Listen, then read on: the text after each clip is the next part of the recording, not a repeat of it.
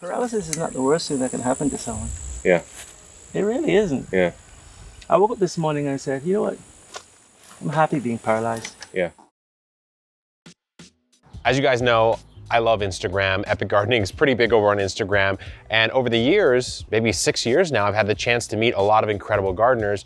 And Claudia at The Organized Homemaker is one of them. I think we met about 18 months ago, chatting, sharing little stories, sharing garden tips here and there. And we've sort of developed a DM friendship over the last couple years. So one day on Claudia's stories, I like to flip through and see what everyone's up to in the garden. I actually saw something really tragic that her husband Weeks had got into a really bad car accident that he almost died in, and unfortunately left him paralyzed with a really long road to recovery ahead of him. The garden community on Instagram is actually extremely tight. So another friend of ours, Meg, her ad is Seed to Fork, put together a fundraiser that a lot of us banded together and chipped into. But you know, knowing that I'm all about gardening, I'm all about trying to get people in the garden, and fortunately now through all of you guys watching, we're able to offer and produce products. So I hit Claudia up and I said, hey, pick your poison, whatever you want from the Epic Gardening store, put a list together, we're gonna have it delivered. Jacques, Ian, and I are gonna fly out to Georgia and we'll do like a little 2-day garden rebuild. So we made it to Noonan, Georgia. And let me just say, take a look at this backyard because I don't have one like this at my house. This is amazing. Yeah. I don't know how much they own or don't own of this, but it is really cool. Anyways, we're at an Airbnb. It's about 8 in the morning. We need to get some coffee and we need to go to Southern Roots Nursery. So let's get on over there and see what they got. Okay, so I think we have a little specialty selection already laid out for Claudia, but we want to just explore a nursery. It's a new nursery. Let's take a look.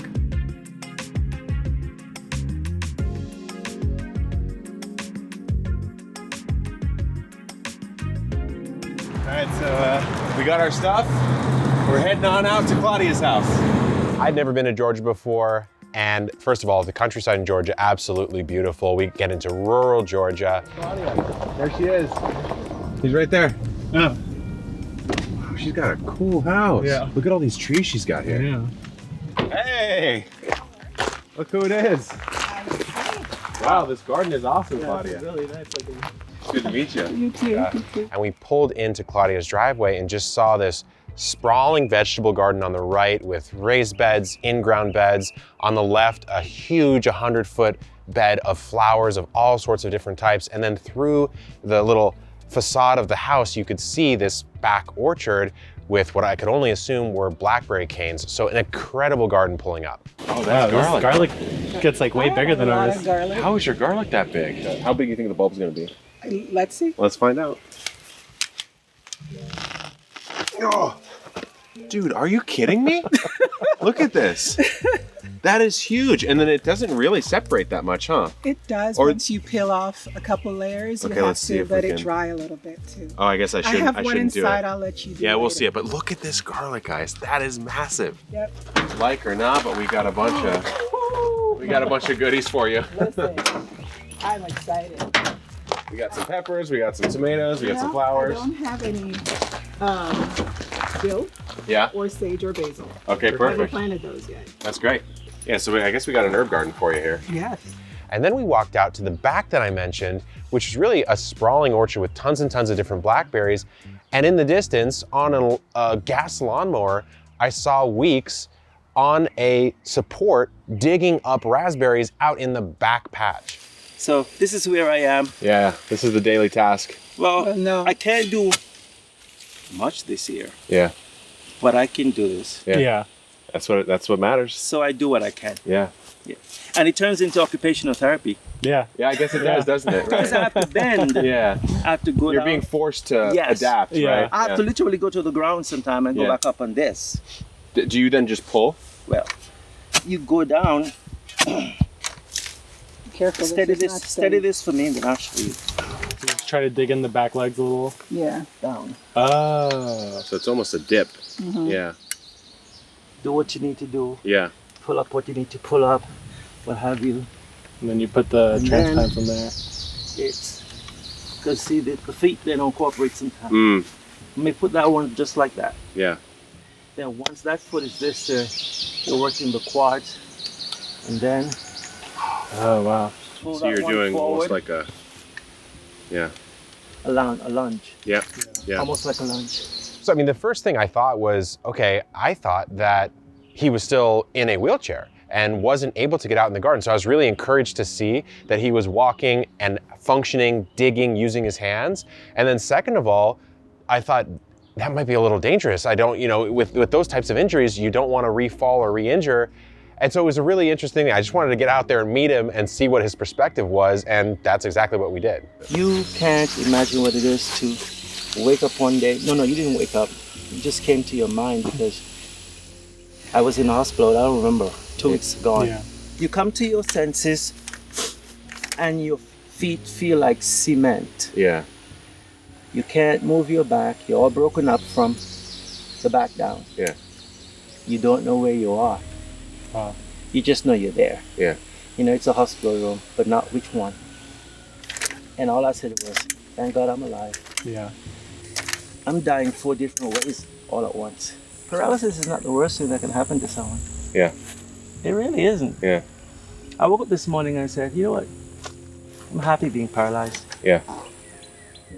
It's a good thing. I feel like a lot of people wouldn't get to that point ever after that happens to them. You don't learn certain lessons about yourself when you're well, Yeah. only when you're sick. Yeah. When they gave me a wet rag to wipe my face, I was wiping a trail of blood from each ear. Oh. And when I went to the other hospital, I blew a lot of dry blood out of my nose. I was bleeding from my nose and both ears, probably my mouth too. It was really bad. When I saw the pictures, in the back to the front, everything was smashed in. The back, broken up almost 10 times. And the thing is, your legs are not broken. It's the your, back. It's your It's spine. just the spine, yeah. It's the spine. You see? But it's not the worst thing that could have happened. I said, you know what? I will not be made an invalid. Yeah. I will not be made an invalid. Yeah. So that night I sat up in the bed at 11 o'clock. I said to him, did you not realize you weren't supposed to sit up? I couldn't. I said, I'm not hungry and I'm not tired. Why am I laying here in this bed? Yeah. So I sat up. Yeah. But I made sure my feet didn't touch the ground though. Mm. Because they didn't want to cause trouble for the nurses. No? So when the nurses came in and saw him sitting on the bed, they panicked. Like, Yeah, they're like, it was, who put you there? I sat up. What do you mean you But sat that's up? not, I'm not hungry and I'm not tired. But the, yeah. What's wrong with me laying here in this bed? I am not hungry. you don't and I'm not understand. tired. They had to move him to reposition him in the bed, and you suddenly are sitting up. Every Yeah. every In the 3 bed. hours. Yeah. Every 2-3 hours for months. Yeah. So after meeting weeks out in the back, picking raspberries, I think the thing that stuck with me the most is, let me just tell you guys this. If I'm in a car crash, I almost die, I don't die, I get paralyzed or think that I'm paralyzed, and then medical complications almost kill me in 4 different ways, you aren't gonna find me with the positive attitude that Weeks has, let alone the overabundance of gratitude and mental strength that he had.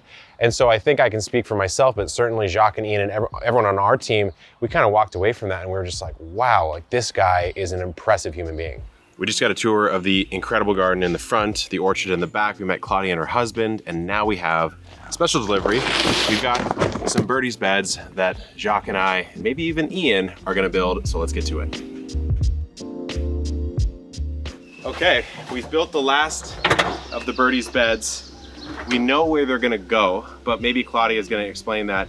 The next thing we have to do is, while we could fill this up completely with soil, Espoma actually was generous and donated an entire pallet of soil for this project. We want to be economical with that because it can be a little bit pricey. So Claudia, as you can see, has tons of trees around here. We're gonna go haul some logs out here so we can do that hugelculture method that I think I made a video about maybe 2 years ago. I actually got the idea from Mark, Self-Sufficient Me. I did a video on that too. Yeah, so we're gonna haul some logs right now. We'll see you in a sec. Cool. We've got the Gorilla Cart dump trailer, which is like every gardener's dream. Look at this thing. I found it over here.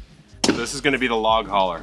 Look at the fungus on this. I know, it log smells. It's alive. It's nice. It's going to import a lot of beneficials. Yeah, well. It's pretty rotten, so it's going to settle Actually, pretty that's quick. an interesting point about the hugelculture method. If you have access to logs like this, where you can see this fungal colonization on the actual logs, it's not that any bag mix is necessarily terrible. It's just that if you're adding in your local inoculants, basically. And this is just a fungal This is inoculant. basically hummus. Like it's Yeah. compost. It's broken down. Yeah, yeah. Humus, I should say. Not Humus, hummus. yeah. Don't eat that, but yeah, it's going to be really good for the bottom of the bed. So you'll get some sinking down at the bottom, but honestly, that's probably fine. And I guess I'll try to bring this one up, Jacques. I'll BRB, see if I can do it. Oh, I don't think I did it right. I don't think I unlocked it. Okay, note to self, unlock it next time, otherwise your eggplant gets ruined. Our first task was figuring out where exactly in Claudia and Weeks' garden these new beds would be. We had to move away some potato bags, and we actually placed this one directly over a tree that we had to eventually transplant out. But when you're designing the garden for accessibility, it's about placing those beds in a place that is, of course, accessible and easy to reach, especially for someone who has a mobility challenge of some sort. So we wanted to move a couple things out, make sure we level these beds to themselves. Claudia's garden is gorgeous and on this sort of nice sloping curve, but I wanted the beds themselves to be level to themselves. So you just dug in that corner a little bit and it worked perfectly well. Then we wanted to fill it up, and this is why we grabbed all of those logs. On many of our videos, we've shown how to fill tall Birdie's raised beds by putting in ideally some native wood like we did here with Claudia, and then Asmoma's raised bed mix in to fill out the top. She prefers to keep that a little bit lower so that you have some room to throw some extra fallen leaves on as mulch. And we had to do a little more digging up. I actually felt a little bad. We had to dig up a beautiful patch of onions that Claudia was growing, but as you can see, we went ahead and transplanted them right into the birdie's bed, and they actually did quite well for a mature onion. After this, Jacques and I and Claudia were just troubleshooting where the light falls in the garden, where the remainder of the bed should be, and it got a little hot. So I took a break, I threw some water on my face directly from Claudia's well, learned that it was well water, and then decided to go ahead and drink straight from the hose. Of course, Jacques was very interested in that, and so we had a little bit of a sip. So it's about 5 p.m. We have quenched ourselves from the hose of the delicious well water. I think you probably just saw that. But we put in 4 new beds. So this is one of them right here. We went with the more slender option because you need at least probably about 36 inches to come through with any sort of implement. And then we have that round tall one right there. And we also put in 2 of the 6-in-1s right here. And if you take a look, this one's already planted out. So that patch of onions has made its way up here. We think it's gonna make it. Fingers crossed. I think it will, honestly. And then we kind of level, because Claudia's whole garden is on this nice slope coming down this way. So we leveled the beds to themselves. And then when we moved up here, we just leveled it to itself. So it is like sort of a gradated step, but that's it for the day. It's about 5. We're gonna go get some dinner. We're gonna be back tomorrow to do some planting out and kind of show Weeks what the garden looks like and see what he thinks. It's day 2. We have about 30 minutes to get over to Claudia's house. Weeks is up, he's out. I want to get his reaction to the garden, but also we have a ton of those plants that we bought that we need to plant out with him. So let's hit the road and get over to Claudia's. You know, one of the things that is so interesting about the journey of Epic, which like I say all the time, is really because you guys connect so much with us. It's this weird sort of reciprocity thing that's going on here. It allows us to do some really interesting things. And our motto is teach the world how to grow. And part of that is enable people who couldn't grow for some reason or another to grow once again. So, you know, whether it's a tall raised bed or a specific type of tool or just the funding or the resources, I think the whole point is to get more people in the garden, no matter what their mental, physical capabilities are. And you know, this is just such a great example of that. Yes, the time has come. The time has come.